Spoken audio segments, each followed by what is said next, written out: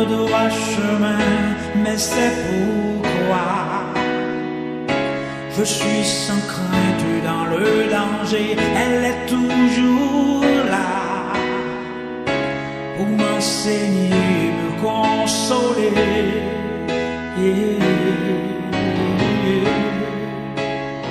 Ta parole est vivante, lumière du monde. Bonjour l'Église. Bonjour mes sœurs.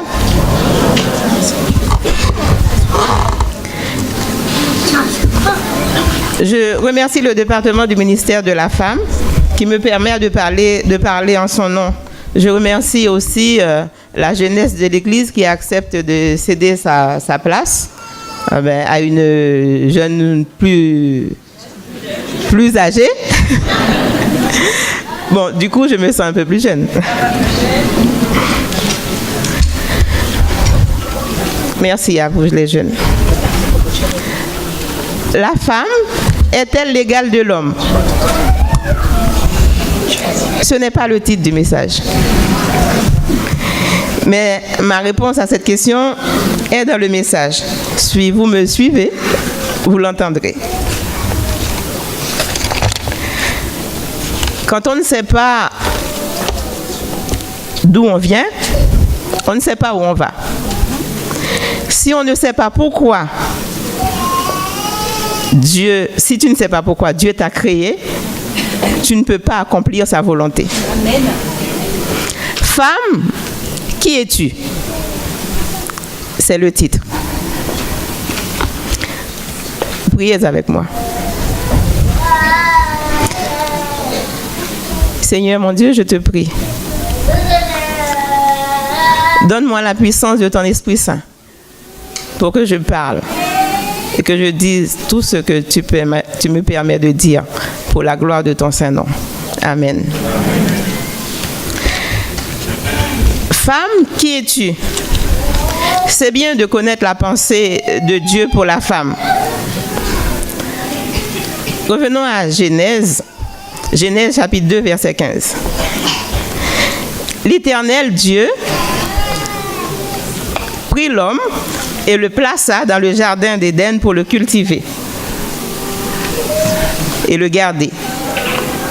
Au verset 19, l'Éternel Dieu forma de la terre tous les animaux des champs et les oiseaux du ciel, et il les fit venir à l'homme pour voir comment il les appellerait. Et Adam était là. On le voit donnant des noms aux animaux. Toi, girafe. Éléphant. Cochon. Poule. Aigle. Canard. Et Dieu regarde l'homme et il dit, il n'est pas bon. Quoi? Dieu a dit il n'est pas bon, alors que c'est lui-même qui disait que tout était bon. Dieu a dit il n'est pas bon que l'homme soit seul.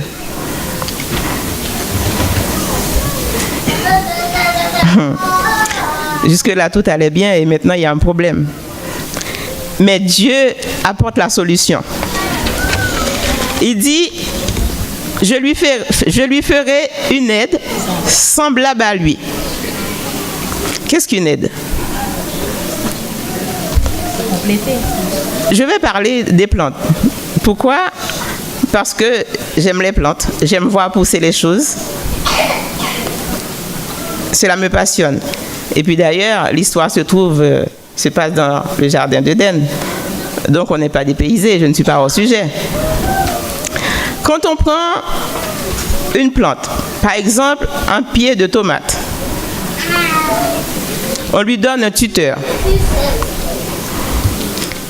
Je vais dire pour les enfants, un tuteur, c'est une tige qu'on place dans la terre à côté d'une plante pour l'aider à pousser bien comme il faut.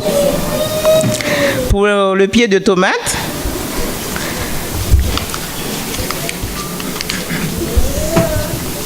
Le tuteur l'aide à tenir ses branches en hauteur, de sorte qu'il porte de beaux fruits et en plus grande quantité. Donc il est raisonnable de dire que le mot tuteur et aide, c'est la même chose. Donc, la femme est le tuteur de l'homme. Et le mot semblable. Que veut dire le mot semblable? Comme lui. La femme est comme l'homme. Mais de quelle manière la femme est-elle comme l'homme? Par l'apparence, l'émotion, le langage, la réflexion, la voix? Pas du tout. Pourtant, Dieu dit semblable. Mais bon, nous ne sommes pas là pour parler des hommes. Mais il est tellement difficile de parler de la femme sans prononcer le mot homme. À cela, je vous laisse réfléchir là-dessus. Voyons plutôt la réaction de l'homme lorsque Dieu lui apporta la solution. La femme.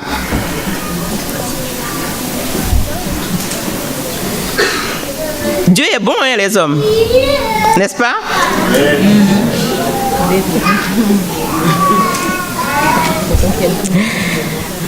Lorsque l'homme a vu la femme, quelle émotion, n'est-ce pas? Ce fut la première prophétie de l'homme, au verset 23. Os de mes os, chair de ma chair. Vous savez encore, ça se passe aujourd'hui. Hein? Lorsque un homme voit une jeune femme qui l'intéresse, tout à coup il prophétise. Hein? Il devient poète. Même timide, il prophétise. Tout comme Adam qui ne savait prononcer que des mots. Mais dès qu'il voit la femme, oh là là, c'est une poésie. Il est heureux. Hein? Le bonheur, ça fait parler. Le bonheur n'est pas silencieux. Qui n'a jamais entendu de la bouche d'une jeune femme: je me marie pour trouver le bonheur. Je veux me marier parce que je veux avoir le bonheur. Savez-vous que c'est encore un mensonge du serpent? Femme, Dieu t'a créée pour apporter le bonheur. Et Satan le sait. C'est pourquoi il a toujours combattu la femme. Même dans la société, c'est toujours elle qui souffre le plus. Satan utilise l'homme pour que la femme souffre.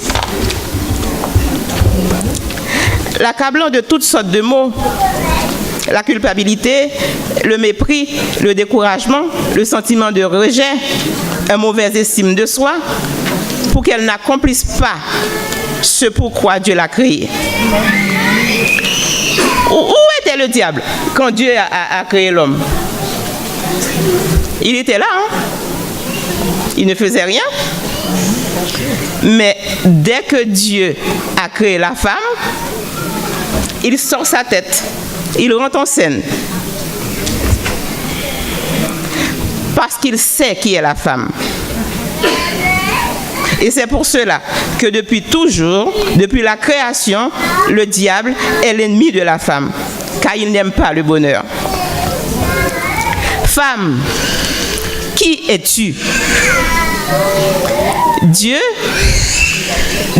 met en nous femmes, tout ce qu'il faut pour changer un environnement, pour apporter la joie, la tranquillité, le courage, l'apaisement.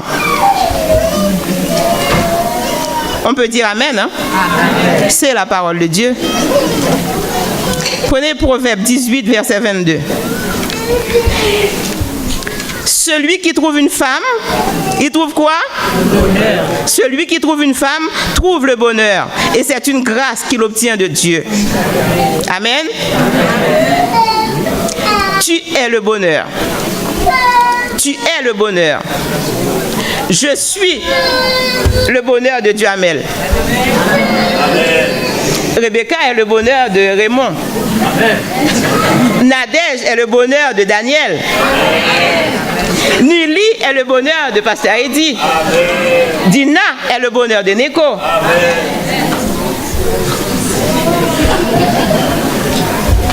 Violette est le bonheur de celui qui le trouve.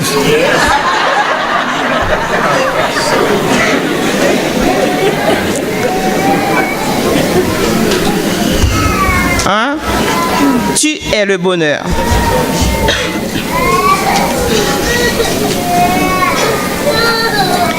Donc, ce n'est pas la femme qui a besoin d'être mariée pour trouver le bonheur. On est d'accord? La parole de Dieu dit, c'est toi qui apportes le bonheur. Femme, qui es-tu? Est-ce que tu crois vraiment à cette vérité? Est-ce que tu crois que tu es le bonheur? Peu importe ce que l'on peut dire de toi, peu importe ce que l'on peut dire sur toi, cela ne détermine pas qui tu es. Dieu te connaît. Amen. Et il dit que tu es le bonheur. Amen. Jeune femme, Satan, l'ennemi te trompe en te faisant croire que tu es incapable d'apporter le bonheur. Il te trompe par les blessures, le mensonge, la trahison. Il te trompe par la culpabilité, le regret. À cela, je veux m'adresser à tous les parents ici présents et même à ceux qui ne sont pas là. Si vous voyez que votre adolescente développe un comportement de rébellion envers l'autorité paternelle, c'est que vous avez un problème à résoudre, vite et très urgent. J'ai bien dit l'autorité paternelle, parce qu'à cet âge-là, la relation mère-fille est plutôt rivalité. Mais avec son papa, c'est tout autre chose. Papa, si tu vois que ta fille est hostile même à ton autorité, prends garde. Prends garde que le gendre masculin ne lui fait pas souffrir. Par la trahison ou autre blessure. Parents, prenez garde à vos filles. Faites très attention à vos filles. Pas quitter l'ennemi en détourné ou non, mais non. N'allez pas croire que je dis ça parce que j'ai des petits-fils à marier. Hein? Faites très attention aux filles, c'est un devoir sacré. L'Église a besoin de nos filles pour faire des hommes de Dieu, des champions pour la gloire de l'Éternel. L'Éternel a besoin de nos filles pour être des femmes vertueuses. Par exemple, celle de Proverbe 31, celle qui donne du courage à son mari dans les moments difficiles. Michal, la femme de David, 1 Samuel 19, verset 11. Il en a besoin pour faire des femmes qui apportent l'équilibre dans son foyer et sauver toute sa famille, comme Abigail. L'Éternel a besoin des femmes comme Esther, qui intervient pour sauver les siens. L'Éternel a besoin des femmes comme Déborah, qui, lorsque les hommes, les vaillants hommes pactisent avec le péché, elle se range du côté des hommes, de celui qui craint Dieu, pour délivrer son peuple. L'Éternel a besoin aussi des femmes de caractère, qui ne se laissent pas abattre. Des femmes comme Vasti, qui sait dire non lorsque le roi Artaxerxès ordonna à Vasti de venir se pavaner devant ses amis, une bande d'hommes saouls, dans le seul but de montrer sa beauté. Elle a dit non. Elle refusa Esther chapitre 1er. Ainsi, quand on connaît son identité, on ne se laisse pas utiliser. Amen. On ne se laisse pas utiliser par qui que ce soit. Amen. Roi ou époux. Si Bathsheba connaissait son identité, elle aurait empêché le roi de commettre un grand péché. Et David aurait béni le nom de Dieu pour elle comme il l'a fait pour Abigail. 1 Samuel 25, versets 32 à 34. Préservons nos filles des hommes qui sont possédés par l'ennemi. Aussi vrai que Dieu a donné l'autorité sur l'homme, il a donné le pouvoir à la femme sur l'homme.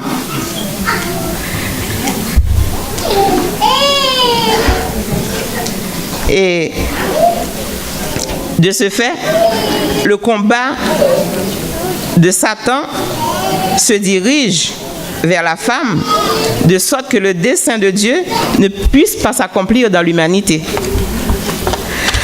Qu'on ne sous-estime pas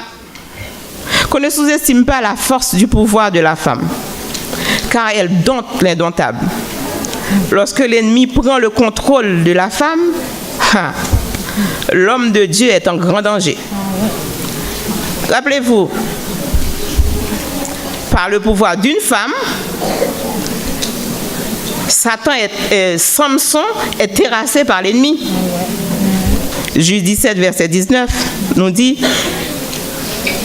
il nous dit que c'est sur ses genoux qu'elle a endormi Samson. Papa, ne permets jamais que l'on vienne mentir à ta fille, car cela est aussi destructeur que le viol. Protège ta fille des ennemis des hommes. Lorsqu'une femme est blessée, l'ennemi prend son contrôle et elle devient Dalila. Femme blessée, femme trahie, femme culpabilisée, oublie le passé. Accepte de te réconcilier avec ton identité.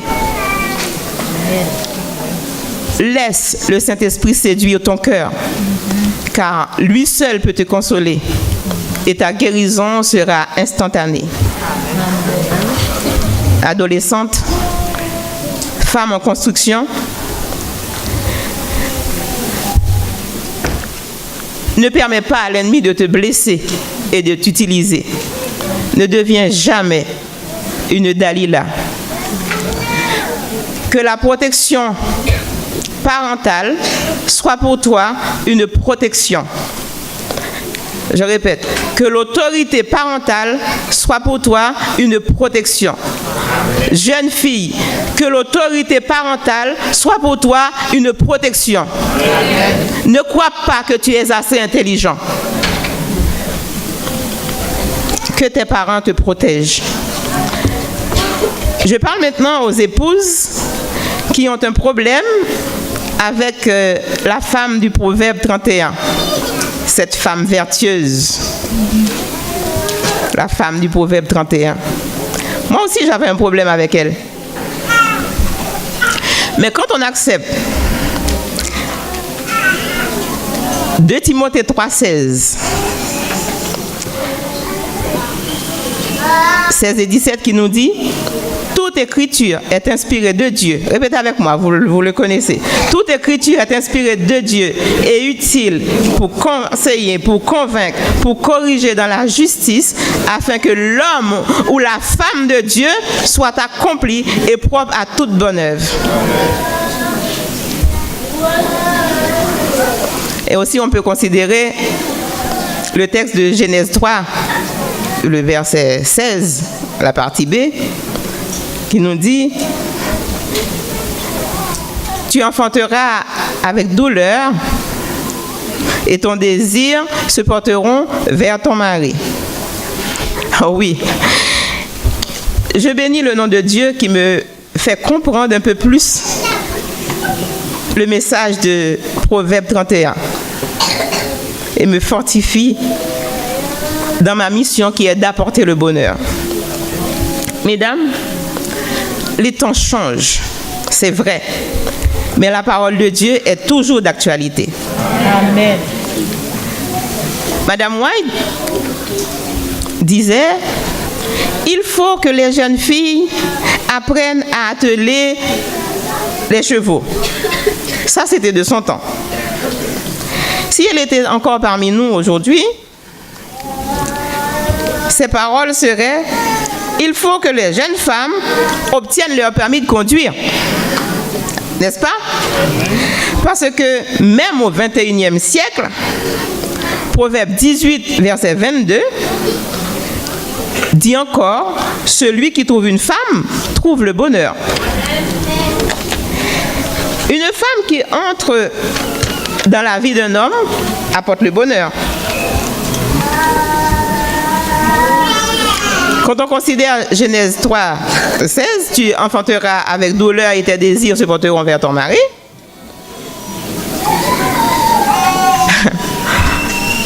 Même avec la péridurale, on ne peut pas éviter les douleurs de l'enfantement. Est-ce qu'on peut éviter le reste? Non, parce qu'on ne peut pas se défaire de la parole de Dieu. La femme apporte dans son foyer le bonheur et ses désirs se portent vers son mari. Qu'est-ce que le bonheur apporte dans la vie d'un homme?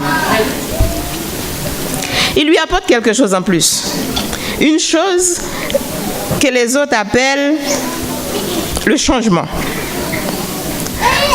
À quel niveau apporte-t-on le changement dans la vie d'un homme?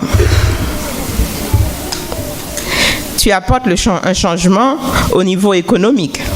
C'est pour cela que la femme doit être formée professionnellement parce qu'elle doit pouvoir contribuer à la stabilité financière de son foyer.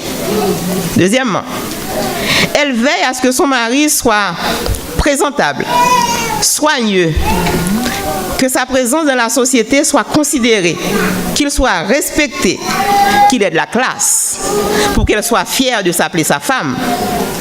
Troisièmement, elle apporte l'équilibre moral, savoir prendre des décisions, avoir la sagesse de réparer ses erreurs, comme Abigail. Aussi, elle doit savoir dresser une haie autour de son mari pour le protéger des courtisanes. Cela veut dire, il faut donner à son mari le désir de prophétiser à chaque fois qu'il te voit, comme le jour où il t'a trouvé. Certaines d'entre vous me diraient qu'on a passé l'âge. Mais quel âge avait Sarah quand elle faisait tourner la tête à Abraham? Quel âge avait-elle quand Abraham lui disait, vois-tu Sarah, tu es une très belle femme. Tu es tellement belle que ces hommes pourraient me tuer pour toi. Alors disons que tu es ma sœur. Mon mari ne m'a pas encore parlé comme ça, hein? Mais il le pense. Ton mari doit être accueilli à la porte.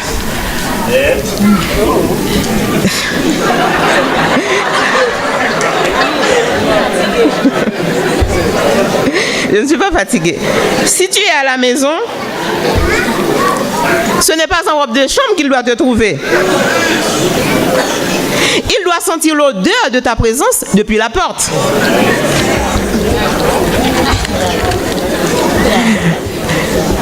Je vous assure, mes sœurs, il n'y a pas plus agréable image de voir le sourire d'un homme le soir après une dure journée de travail. Veiller au bien-être sanitaire de son mari, c'est un devoir. Ne permettez jamais qu'il quitte la maison l'estomac vide.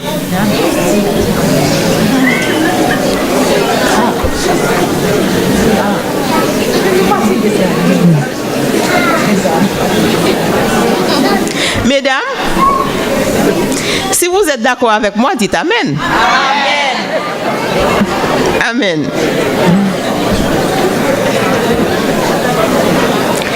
C'est l'application de tout cela qui va faire de vous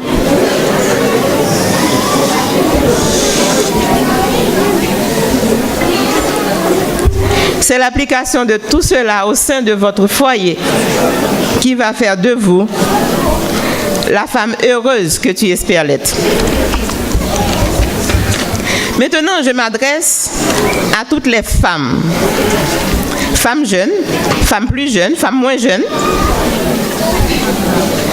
Si celui qui te trouve est un déséquilibré, qui ne respecte personne, même pas le roi, toi, sois toujours le bonheur. Sois une Abigail. Protège-toi, protège ta famille. Apporte l'équilibre à ton foyer. Mais ne combat jamais ton mari, puisqu'il est le chef et c'est la parole de Dieu.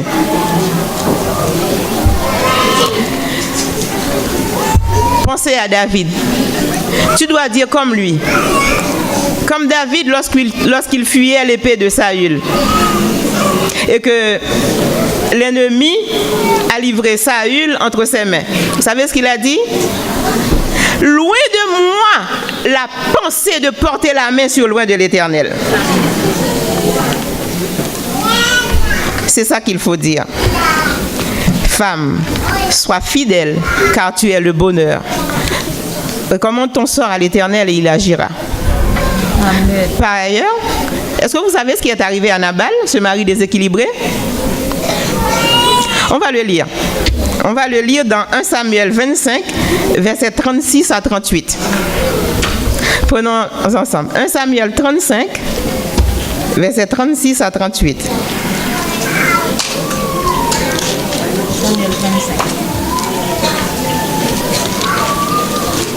1 Samuel 25, versets 36 à 38. 1 Samuel 25, 36 à 38. Abigail arriva auprès de Nabal et voici, il faisait dans sa maison un festin, comme un festin de roi. Il avait le cœur joyeux et il était complètement dans l'ivresse. Il ne lui dit aucune chose, petite ou grande, jusqu'à la lumière du matin. Mais le matin, l'ivresse de Nabal s'étant dissipée, la femme lui raconta ce qui s'était passé. Le cœur de Nabal reçut un coup mortel et devient comme une pierre. Environ 10 jours après, l'Éternel frappa Nabal et il mourut. Je sais que les hommes n'aiment pas cette partie. Recommande ton sort à l'Éternel et il agira. Ne combat jamais ton mari. Et vous savez ce qui est arrivé à Abigail? Après, le reste est dans la suite.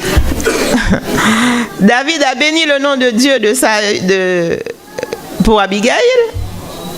Il a remercié Dieu parce que Abigail était venue au-devant de lui. Béni soit l'Éternel qui t'a fait venir devant moi et m'a empêché de commettre un péché, de répandre le sang.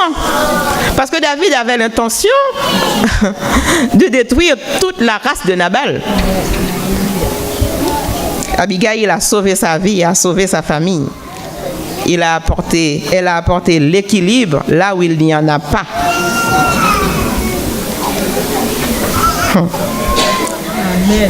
Recommande ton sort à l'Éternel et il agira. La grâce est trompeuse. La beauté est vaine. La femme qui craint l'Éternel est celle qui sera louée. Récompensez-la du fruit de son travail et qu'opporte ses œuvres la loue. Proverbe 31, versets 30 à 31. Femme. Femme. Et je veux entendre la réponse. Qui es-tu?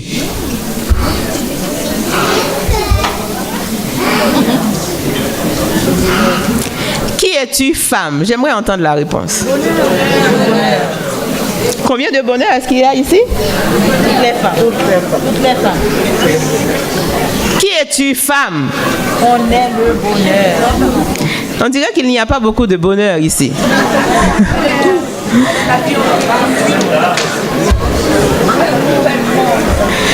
Je vais demander à Pasteur Eddy Douarin de venir ici, de faire une prière de bénédiction pour toutes les femmes ici présentes.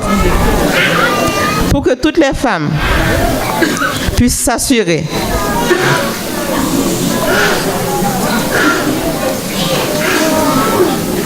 d'être vraiment le bonheur